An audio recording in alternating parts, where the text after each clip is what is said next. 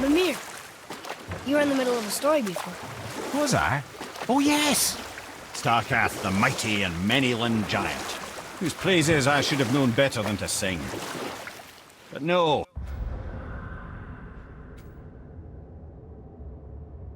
As Odin's advisor, I kept him advised.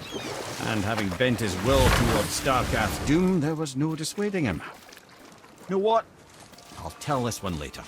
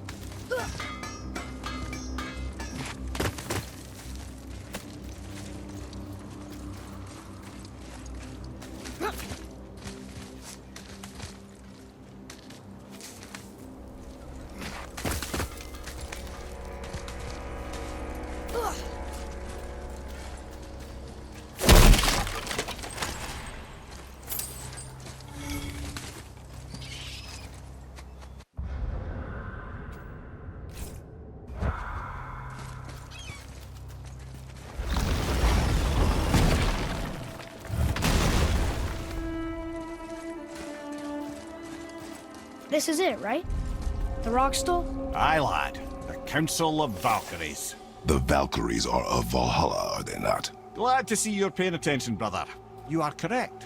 Valhalla, the great hall of the Einherjar, is their home within Asgard. But while there, they are subject to the scrutiny of the Allfather himself. And relations between the Valkyries and Odin were tense during my tenure as his advisor. Why? Well, that's an even longer story, lad. For now, why don't we look around for some clues?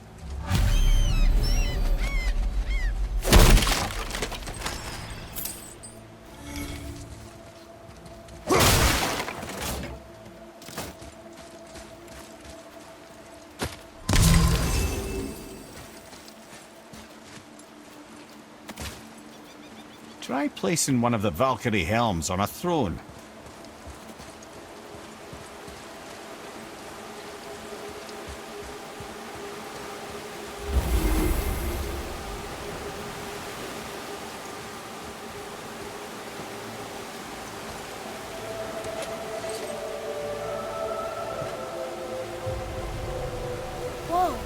You're back.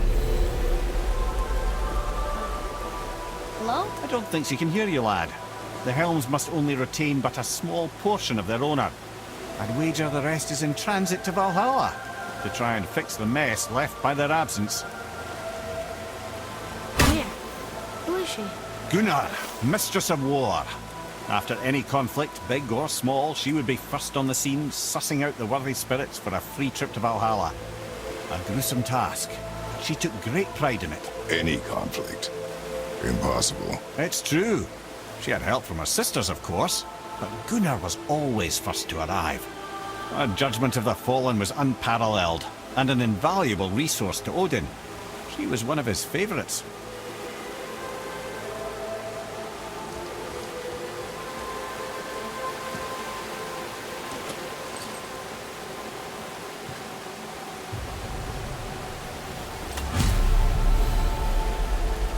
Ah, Gondul. Beautiful Gondul. And? Huh? That's it? Beautiful Gondul? No story or anything? Oh, sorry, lad. The sight of Gondul always took my breath away. Gondul had a silver tongue, a sharp wit, and struck a figure so stunning it literally drove men insane. Odin forbid her from setting foot in Midgard after a time, as insanity is not a welcome trait in Valhalla.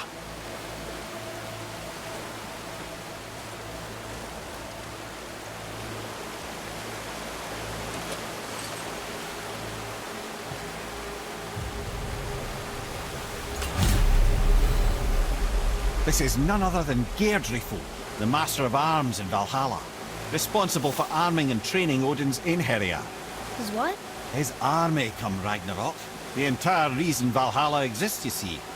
The Einherjar wait in the Great Hall endlessly, feasting, drinking, and fornicating themselves silly. Once Ragnarok begins, Odin calls them into service to fight on his behalf. Geirdriful had her hands full training that lot.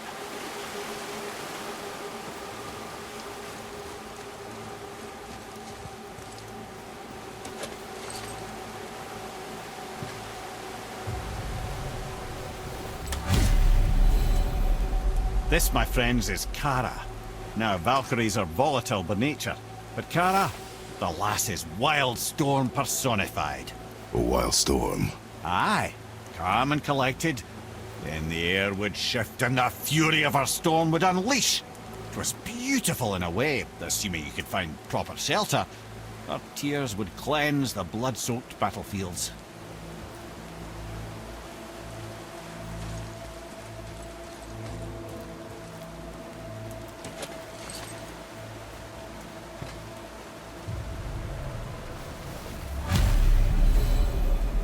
This is Rota, a chooser of the slain. I thought all the Valkyrie did that. Not exactly, lad. Although that is what they're most famous for, and by far their greatest responsibility. You've seen what happens to the dead without the judgment of the Valkyries. Hellwalkers. That's right. Rota, Gunnr, Skuld. Without them to clean up the aftermath of battle, hell overflows with souls meant for Valhalla. A sorry state of affairs. Rota must be beside herself.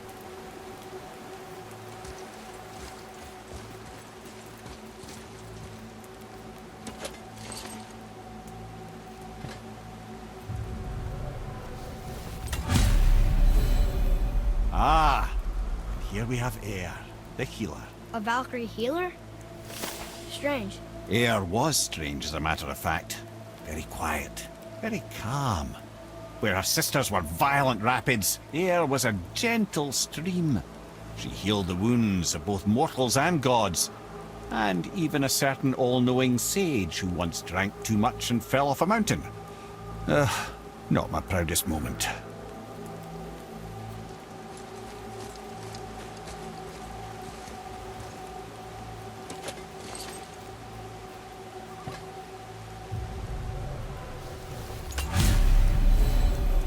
Well, Hildr, mistress of battle. She and Odin got on quite well, actually. Her and the other Valkyries, not so much. She would spend most of her time here in Midgard observing discord between the living, and sewing some up herself from time to time. She lived for conflict. Some say she was conflict personified. I wonder what will become of her now that she's free.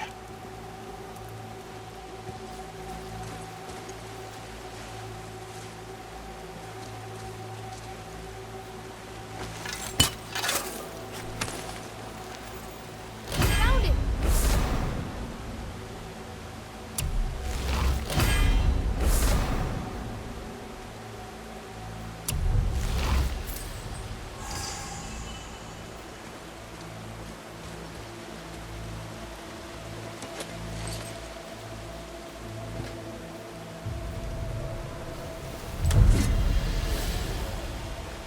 Olrun, once the daughter of a powerful chieftain. She fell defending him during a Reaver attack. Olrun was escorted to Valhalla, where she chose to devote her afterlife to the pursuit of knowledge above all else. Quite unusual behavior amongst the constant drinking and feasting of her fellow Valhallian denizens. How'd she end up a Valkyrie? Odin. He saw a kindred spirit in Olrun's single-minded pursuit of knowledge. He appointed her as the Valkyrie's resident historian.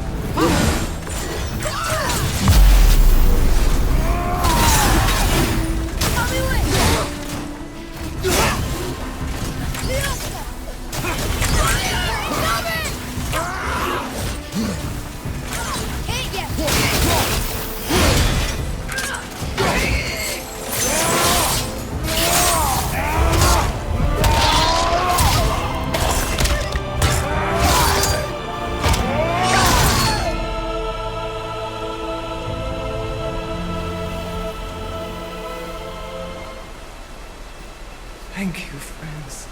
You have saved the Valkyries. Sigrun, how did this happen? Mimir, is that you? You have been freed, but... Freedom comes at a price, milady. You speak truly. Countless winters we served the Allfather. But only through his union to the Queen did we ever taste some measure of freedom. But aren't you the queen? There has only been one Queen of the Valkyries, the goddess Freya.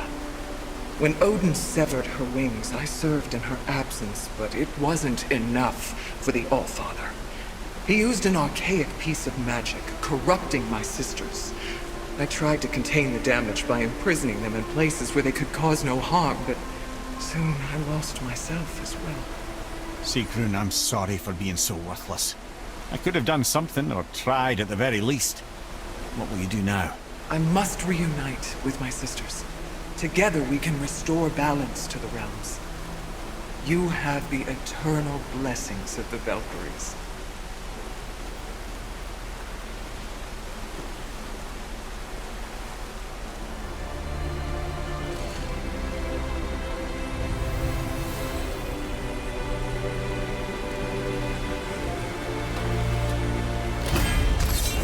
Well, we did it, I suppose. You don't sound very happy about it.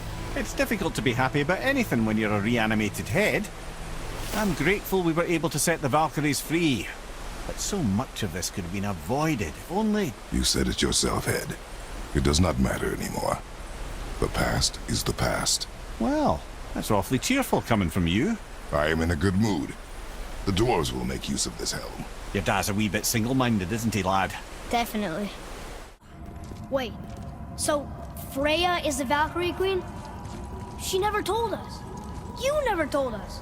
Explain yourself, Head. Or are you bewitched again? Not at all.